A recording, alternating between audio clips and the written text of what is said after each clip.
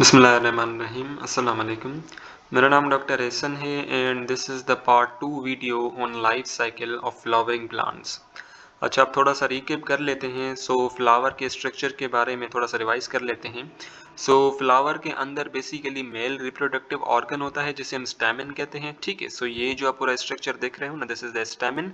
और स्टैमेन के फर्दर दो पार्ट्स होते हैं, number 1 is the anther and number 2 is the filament. ठीक है, और फ्लावर के पास बेसिकली फीमेल रिप्रोडक्टिव ऑर्गन भी होता है जिसे हम कहते हैं पिस्टल। ठीक है, ये जो ग्रीन से आपको दिख रहा है ना, दिस इज द पिस्टल। हम इसे पिस्टल भी कह सकते हैं या कार्पेल भी कह सकते हैं। ठीक है, now let's come to the development of female gametophyte. अब फीमेल गेमिटोफाइट डेवलप कैसे होती है? बेसिकली जो ओवरी होती है ना, ovary which is the part of the female reproductive part, यहाँ पे आप देख सकते हैं। This is the ovary. ठीक है ना, ओवरी क्या है? ये बेसिकली फीमेल रिप्रोडक्टिव पार्ट का एक बॉटम वाला हिस्सा है। और इस ओवरी के अंदर क्या होते हैं? काफी सारे ओव्यूल्स होते हैं। ठीक है, और उन ओव्यूल को हम मेगा स्पोरेंजियम भी कह सकते हैं। ठीक है, अब उस ओव्यूल के अंदर क्या होता है? मदर मेगा स्पोर होता है। ठीक है, उस ओव्यूल के अंदर क्या होता है? मदर मेगा स्पोर होता है जो कि डिप्लॉयड होता है। ठीक है, अब इस मदर मेगा स्पोर की होगी मियोसिस। ठीक है ना, और मियोसिस के नतीजे में क्या होगा कि 4 मेगा स्पोर्स बनेंगे। ठीक है, 4 मेगा स्पोर्स बनेंगे। और ये चीज भी आपने ध्यान में रखनी है, ये 4 मेगा स्पोर्स जो है ना, ये तमाम के तमाम हैप्लॉइड होंगे। ठीक है, जिनमें से 3 मेगा स्पोर जो है ना वो खत्म हो जाएंगे, डीजनरेट हो जाएंगे। सिर्फ एक मेगा स्पोर जो है ना वो सरवाइव कर जाएगा। ठीक है, अब ये जो एक मेगा स्पोर है, अब इसके अंदर होगी काफी सारी माइटोटिक डिवीजन। ठीक है, अब ये जो एक मेगा स्पोर बच गया है, इसके अंदर होगी काफी सारी माइटोटिक डिवीजन। और ये एक मेगा स्पोर जो है ना, ये अब कन्वर्ट हो जाएगा 7 सेल्स के अंदर। ठीक है ना, 7 सेल्स के अंदर। अब आप लोग कहोगे कि भाई माइटोसिस के नतीजे में तो 2 सेल्स बनते हैं।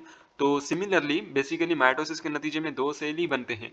लेकिन ये जो मेगा स्पोर जो है ना, इसके अंदर काफी सारी माइटोटिक डिवीजन हुई है। सिर्फ एक माइटोटिक डिवीजन नहीं हुई, इसके अंदर काफी सारी माइटोटिक डिवीजन हुई है, जिसके नतीजे में 7 हैप्लॉइड सेल्स बने हैं। ठीक है ना, ये जितने भी सेल्स बने ना, these all are the haploid except one. ठीक है ना, इस एक को छोड़ के, ये जो ऊपर वाला है ना, इसको छोड़ के बाकी जितने भी सेल्स है वो बेसिकली क्या है? हैप्लॉइड है। और ये जो एक सेल है ना, ये ऊपर वाला, इसके अंदर 2 हैप्लॉइड न्यूक्लियस होते हैं। ठीक है ना, इसके अंदर 2 हैप्लॉइड न्यूक्लियस होते हैं। बाकी जितने भी सेल्स है ना, उनके अंदर सिर्फ एक ही हैप्लॉइड न्यूक्लियस होता है। ठीक है, so now the megasporangium, which is also called the ovule within the ovary, contains megaspore mother या mega mother spore या mother megaspore भी हम इसे कह सकते हैं। Cell which undergoes reduction division. अब मियोसिस को हम रिडक्शन डिवीजन भी कह सकते हैं। रिडक्शन क्यों बोला? बिकॉज नंबर ऑफ क्रोमोसोम्स जो है ना वो रिड्यूस हो रहे हैं, हाफ हो रहे हैं। ठीक है, to form the 4 haploid megaspore. अब बेसिकली मदर मेगास्पोर जो है उसकी मियोसिस हुई, जिसके नतीजे में 4 हैप्लॉइड मेगास्पोर्स बने। ठीक है, जिनमें से 3 जो है ना वो डिसइंटीग्रेट हो जाएंगे, खत्म हो जाएंगे, बाकी सिर्फ एक जो है ना वो सर्वाइव कर जाएगा। ठीक है, फिर इस एक में काफी सारी माइटोटिक डिवीजन होगी, और उस माइटोटिक डिवीजन के नतीजे में 7 सेल्स बनेंगे। ठीक है, 7 सेल्स है, लेकिन न्यूक्लियाई 8 है। अब 8 न्यूक्लियाई क्यों है? बिकॉज ये वाला जो सेल है ना, इसके पास 2 न्यूक्लियस हैं। ठीक है, structure called the female gametophyte और एम्ब्रियोनिक सेक। ठीक है ना, अब बेसिकली ये जो अब स्ट्रक्चर देख रहे हो ना, look at this, this is the diagram of ovule. और ये वाला जो पूरा पार्ट देख रहे हो ना, this is the embryonic sac. ठीक है, ये क्या है? दिस इज द एम्ब्रियोनिक सेक। अब जो 7 सेल्स है ना, 7 सेल्स, उनमें से 6 सेल्स तो ये हैं। ठीक है ना, ये 3 वाले सेल्स, ठीक है ना, जिनमें से ये 2 सेल्स हैं सिनर्जिड्स। ठीक है ना, ये जो 2 वाले सेल्स है, दीज आर द सिनर्जिड्स। और ये तीसरा वाला सेल है, this is the egg cell, और जिसे हम ओवम भी कह सकते हैं। और बाकी जो 3 सेल्स है ना, ये यूं ऊपर चले गए, and these cells are the antipodal cells. ठीक है ना, ये क्या है? These are the antipodal cell. और यहाँ पे ये वाला एक पूरा सेल है जिसके पास क्या है? 2-2 न्यूक्लियाई है। ठीक है, ये बेसिकली क्या है? 2-2 न्यूक्लियाई है। ठीक है, so out of 7 3 cells found towards chalaza are called the antipodal cell. अब चलाजा क्या है? ये जो ऊपर वाला पार्ट देख रहे हो ना ओव्यूल का, this is the chalaza. Chalaza के पास जो ये वाले सेल्स है ना, these cells are the antipodal cells. ठीक है, 3 cells found towards micropyle called egg apparatus, ठीक है ना। अब ये जो 3 सेल्स है ना, ये वाले जो 3 सेल्स है, ये बेसिकली इस माइक्रोपाइल के करीब पाए जाते हैं। माइक्रोपाइल क्या है, ये बेसिकली एक सुराख है, एक ओपनिंग है, और इस सुराख के करीब ये वाले जो 3 सेल्स है ना, इन तीनों सेल्स को मिला के हम कहते हैं एग apparatus, ठीक है। इन तीनों सेल्स को मिला के हम कहते हैं एग apparatus। और इस एग apparatus के अंदर 2 सेल जो है ना, दीज आर द सिनर्जिड्स, और एक जो ऊपर वाला सेल है, दिस इज द ओवम, ठीक है। Two of which term synergid cell, ठीक है ना, जिनमें से 2 सिनर्जिड्स हैं, और एक जो है ना वो बेसिकली लार्जर एक सेल है। And one central cell with 2 nuclei. अब बेसिकली ये जो सेंटर में ये वाला जो सेल है ना, यहाँ पे बेसिकली सेल होगा, और इस सेल के पास क्या है, दो दो न्यूक्लियाई हैं, ठीक है, कॉल्ड पोलर न्यूक्लियाई। अब इनके अंदर जो 2 न्यूक्लियाई है ना, वो क्या है, पोलर न्यूक्लियाई है, और ये जो 2 पोलर न्यूक्लियाई है ना, ये आपस में फ्यूज हो जाते हैं। Suppose this is the central nuclei, sorry this is central cell, और इस सेंट्रल सेल के अंदर क्या है, दो दो न्यूक्लियाई हैं, ठीक है। अब ये जो 2 न्यूक्लियाई है ना, ये आपस में फ्यूज हो जाएंगे, ठीक है ना, ये यूं आपस में फ्यूज हो जाएंगे और एक बड़ा न्यूक्लियस बन जाएगा। अब इस न्यूक्लियस को हम कहेंगे सेकेंडरी न्यूक्लियस, ठीक है। सो आफ्टर फ्यूजन के बाद क्या होगा, ये जब 2 न्यूक्लियस आपस में फ्यूज हो जाएंगे तो एक बड़ा न्यूक्लियस बन जाएगा। उस न्यूक्लियस को हम कहेंगे सेकेंडरी न्यूक्लियस भी कह सकते हैं, या डेफिनेटिव न्यूक्लियस भी कह सकते हैं, ठीक है। All the cells except secondary nuclei are haploid. ये चीज आपने ध्यान में रखनी है कि मेगा स्पोर से जितने 7 सेल बने हैं, वो तमाम के तमाम 7 सेल क्या हैं, हैप्लॉइड हैं, सिवाय इस सेंट्रल सेल के, ठीक है ना। जो सेंट्रल सेल है जिसके पास दो दो न्यूक्लियाई हैं, और ये दोनों न्यूक्लियाई क्या है, हैप्लॉइड है। जब ये आपस में मिलेंगे तो ये बेसिकली डिप्लॉइड बन जाएंगे, ठीक है ना। सो ये वाला जो सेंट्रल सेल है ना, दिस इज द डिप्लॉइड, और बाकी जितने भी सेल्स हैं, 6 जो सेल्स हैं आउट ऑफ 7, वो क्या है, हैप्लॉइड है।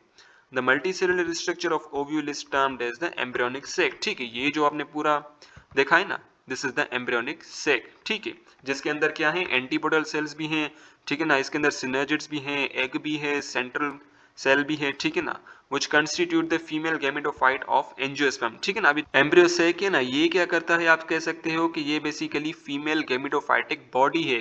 Male and female gametophyte depends on sporophyte. अब बेसिकली चूंकि एंजियोस्पर्मिक प्लांट्स के अंदर जो स्पोरोफाइटिक बॉडी होती है वो डोमिनेंट होती है, और गेमेटोफाइटिक बॉडी रेसेसिव होती है। इस वजह से जो गेमेटोफाइटिक बॉडी है, फिर चाहे वो मेल गेमेटोफाइटिक बॉडी हो या फीमेल गेमेटोफाइटिक बॉडी हो, वो दोनों डिपेंडेंट होती हैं स्पोरोफाइटिक बॉडी पे, ठीक है।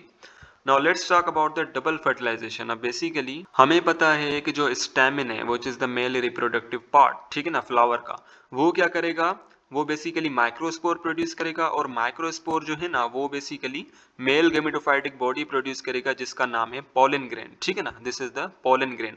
और पोलन ग्रेन के अंदर क्या क्या होता है, जनरेटिव सेल होता है, ठीक है ना, ट्यूब सेल होता है। जनरेटिव सेल से बेसिकली 2 स्पर्म बनते हैं, और ट्यूब सेल से बेसिकली एक ट्यूब बन जाता है, which is known as the pollen tube.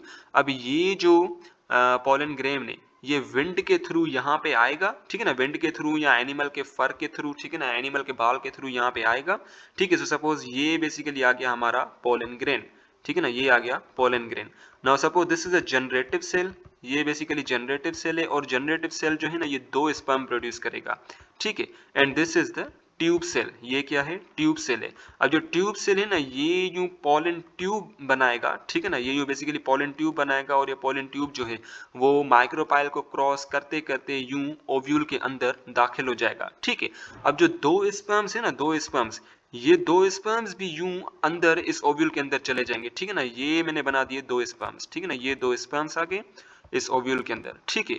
अब एक स्पर्म जो है ना, ये इस एग के साथ फ्यूज होगा, ठीक है, ताकि जाइगोट की फॉर्मेशन हो, और दूसरा ये जो स्पर्म है ना, ये इस सेंट्रल सेल के साथ फ्यूज होगा ताकि एंडोस्पर्म की फॉर्मेशन हो। वंस अगेन, एक जो स्पर्म है ये एग के साथ फ्यूज होगा ताकि जाइगोट की फॉर्मेशन हो, और जो दूसरा जो स्पर्म है ये इस सेंट्रल सेल के साथ फ्यूज होगा, ठीक है। सो इसे बेसिकली हम कहते हैं डबल फर्टिलाइजेशन, यानी कि फर्टिलाइजेशन बेसिकली प्रोसेस होता है जिसमें 2 गैमेट्स जो है ना, वो आपस में फ्यूज होते हैं। सो एक फर्टिलाइजेशन ये वाली हुई जब स्पर्म और एग आपस में मिले, और दूसरी जो फर्टिलाइजेशन है ना, जिसमें स्पर्म जो है ना वो सेंट्रल सेल के साथ फ्यूज होता है, ठीक है। सो आफ्टर पॉलिनेशन, पॉलिनेशन एक प्रोसेस है जिसमें पॉलन ग्रेन्स जो है ना, वो मेल रिप्रोडक्टिव बॉडी से फीमेल रिप्रोडक्टिव बॉडी में ट्रांसफर होते हैं, यानी कि आप कह सकते हो एंथर से स्टिग्मा की ओर ट्रांसफर होते हैं। The pollen grains transfer and settle on the stigma of the carpel। अब बेसिकली जो pollen grains है ना, pollen grains, ये सपोज यहाँ पे बेसिकली pollen grain बन गए, ठीक है ना। अब ये pollen grain सबसे पहले आएंगे स्टिग्मा के पास, ठीक है, ये बेसिकली आएंगे स्टिग्मा के पास, और स्टिग्मा से बेसिकली क्या होगा कि पॉलन ट्यूब जो है ना ये यहाँ से जनरेट होगा, और जनरेट हो के यूं माइक्रोपाइल से गुजर के ये यूं अंदर चला जाएगा। ठीक है, वंस अगेन ये जो पॉलन ग्रेन है ना ये इस ओवरी के अंदर नहीं चला जाता, ये बेसिकली इस स्टिग्मा की ओर आता है, स्टिग्मा पे सेटल होता है, और स्टिग्मा से ही ये जो पॉलन ग्रेन है ये बेसिकली ट्यूब सीक्रेट करता है जिसे हम कहते हैं पॉलन ट्यूब। ठीक है, और ये पॉलन ट्यूब जो है ना ये अंदर जाती चली जाएगी और इस माइक्रोपाइल से होते इस ओव्यूल के अंदर चली जाएगी। ठीक है, the pollen tube grows through the tissues of the stigma and style. ठीक है ना, अभी जो पॉलन ट्यूब है ये स्टाइल को, इस स्टिग्मा को क्रॉस करते करते इस ओव्यूल के अंदर चली जाएगी। ठीक है, एंड एंटर्स द ओवरी। ठीक है ना, फिर ये ओवरी के अंदर चली जाएगी with tube nucleus at its tip. अब suppose this is the pollen tube. ठीक है ना, ये बेसिकली क्या है, ये पूरा का पूरा ट्यूब है जिसे हम कहते हैं पॉलन ट्यूब। ठीक है, अभी जो पॉलन ट्यूब है ना, पॉलन ट्यूब के टिप पे बेसिकली यहाँ पे क्या होगा, यहाँ पे बेसिकली ट्यूब न्यूक्लियस होगा। देखिए ट्यूब सेल ने क्या बनाया, पॉलन ट्यूब बनाया। ठीक है, लेकिन अब इस ट्यूब सेल का भी कोई न्यूक्लियस तो होगा ना, तो वो जो न्यूक्लियस है ये इस पॉलन ट्यूब के बिल्कुल टिप पे मौजूद होता है। ठीक है, when the tip of the pollen tube reaches an ovule it enters the micropyle. ठीक है ना, ये जो पॉलन ट्यूब है ये बेसिकली माइक्रोपाइल को क्रॉस करेगा and then discharges the two sperm cell into the female gametophytic body which is actually the embryo sac. ठीक है ना, जैसे ही ये जो पॉलन ट्यूब है ये माइक्रोपाइल को क्रॉस करते इस ओव्यूल के अंदर चली जाएगी तो दो स्पर्म जो है ना वो भी खारिज हो जाएंगे inside the female gametophytic body, and this female gametophytic body is called the embryo sac. ठीक है, one sperm fertilise the egg cell. ठीक है ना, एक स्पर्म एग सेल के साथ मिलेगा ताकि जाइगोट की फॉर्मेशन हो, and zygote this is a diploid, और जाइगोट जो ये बेसिकली फर्दर कन्वर्ट होगा एम्ब्रियो के अंदर। ठीक है ना, by the time fertilization occurs the two polar nuclei of the female gametophyte have combined to form a diploid fusion nucleus। अब बेसिकली जो सेंट्रल सेल है ना, सेंट्रल सेल के अंदर जो दो न्यूक्लियस है, ठीक है ना, ये दो न्यूक्लियस बेसिकली आपस में फ्यूज हो गए ताकि डिप्लॉइड एक न्यूक्लियस बने। ठीक है, ताकि डिप्लॉइड फ्यूजन न्यूक्लियस बने। ठीक है, with which the second sperm unites to form a triploid nucleus। अब बेसिकली जो तीसरा न्यूक्लियस है ना जो कि स्पर्म के अंदर मौजूद है, अब ये स्पर्म जो है ये बेसिकली इस सेंट्रल सेल के साथ फ्यूज होगा। ठीक है ना, ये जो दो न्यूक्लियस है ये आपस में यूं फ्यूज हो जाएंगे और एक बड़ा सा न्यूक्लियस बन जाएगा। ठीक है ना, डिप्लॉइड न्यूक्लियस बन जाएगा। अब ये स्पर्म भी इसके साथ फ्यूज होगा और स्पर्म के अंदर जो न्यूक्लियस है ना ये न्यूक्लियस भी इस न्यूक्लियस के साथ मिल जाएगा, तो अब ये न्यूक्लियस जो है ना वो ट्रिप्लॉइड हो जाएगा। पहले क्या था, डिप्लॉइड। ठीक है, पहले बेसिकली डिप्लॉइड था, जब दो हेप्लॉइड न्यूक्लियस आपस में मिले तो डिप्लॉइड न्यूक्लियस बना। अब तीसरा न्यूक्लियस स्पर्म का भी इसमें मिल गया तो अब ये बन गया ट्रिप्लॉइड न्यूक्लियस। ठीक है, अब इस ट्रिप्लॉइड स्ट्रक्चर यानी कि जो सेल है जिसके अंदर ट्रिप्लॉइड न्यूक्लियस है, अब इसके अंदर कंटिन्यूअस माइटोटिक डिवीजन होगी और माइटोटिक डिवीजन के नतीजे में एंडोस्पर्म की फॉर्मेशन हो जाएगी। अब ये एंडोस्पर्म क्या है, एंडोस्पर्म एक स्ट्रक्चर है जिसके अंदर फूड स्टोर होता है। ठीक है, एंडोस्पर्म का काम क्या है, ये बेसिकली फूड को स्टोर करता है और यही फूड जो है ना ये एम्ब्रियो को प्रोवाइड करता है ताकि एम्ब्रियो जो है ना उसकी प्रॉपर ग्रोथ हो सके। ठीक है, सो एंडोस्पर्म क्या है, this is the food storage organ. ठीक है, ये क्या है, फूड स्टोरेज ऑर्गन, फूड को स्टोर करता है और ये बेसिकली एम्ब्रियो को प्रोवाइड करता है at the time of germination. Germination basically एक प्रोसेस है जिसमें सीड जो है ना वो जर्मिनेट करता है, फूटता है और उसमें से रूट्स और स्टेम जो है ना वो अराइज होते हैं। So double fertilization is a special type of fertilization which occurs only in angiospermic plant। Double fertilisation जो है ना सिर्फ और सिर्फ एंजियोस्पर्मिक प्लांट्स के अंदर ही होती है। ठीक है, जिसमें एक स्पर्म सेल जो है वो फ्यूज होता है सेंट्रल सेल के साथ और दूसरा स्पर्म सेल जो है वो फ्यूज होता है एग के साथ। During this process sperm fuses with the ovum. ठीक है ना, ओवम के साथ फ्यूज होगा ताकि जाइगोट की फॉर्मेशन हो, जाइगोट कह लें या oospore कह लें, बात एक ही है। और जो दूसरा स्पोर सेल है ना वो बेसिकली सेकेंडरी न्यूक्लियस के साथ फ्यूज होगा और ये सेकेंडरी न्यूक्लियस कहाँ है, ये सेंट्रल सेल के अंदर मौजूद है। ठीक है, ताकि ट्रिप्लॉइड न्यूक्लियस बने। ठीक है, अब वो जो ट्रिप्लॉइड न्यूक्लियस है और वो जो सेल है जिसके अंदर ट्रिप्लॉइड न्यूक्लियस है उसके अंदर कंटिन्यूअस माइटोटिक डिवीजन होगी जिसके नतीजे में एंडोस्पर्म की फॉर्मेशन हो जाएगी। और एंडोस्पर्म क्या है, ये एक बड़ा सा स्ट्रक्चर है जिसके अंदर फूड स्टोर होता है। After fertilisation the ovule matures and develops into seed. ठीक है ना, अब बेसिकली जब फर्टिलाइजेशन हो जाएगी तब ओव्यूल जो है, ये जो पूरा ओव्यूल जो है ना ये कन्वर्ट हो जाएगा सीड के अंदर और ये जो ओवरी है पूरी की पूरी ये ओवरी कन्वर्ट हो जाएगी फ्रूट के अंदर जब भी फर्टिलाइजेशन हो जाएगी तो, while ovary develops into fruit. ठीक है, The fruit not only helps to protect the seed from desiccation during the early development but often also facilitate their dispersal by various means. अब बेसिकली ये fruit जो है ना वो इस seed को क्या करता है, प्रोटेक्ट करता है। प्रोटेक्ट कैसे करता है, बिकॉज ये सीड जो है ना ये इस फ्रूट के अंदर पाया जाता है और इस सीड को खुश्क होने नहीं देता, इसको डेजिकेट होने नहीं देता, ठीक है। और दूसरा यहाँ कहा जा रहा है कि ये जो फ्रूट है ना ये सीड्स को डिस्पर्स करने में यानी कि फैलाने में भी हेल्प करता है इन द एनवायरमेंट, ओके।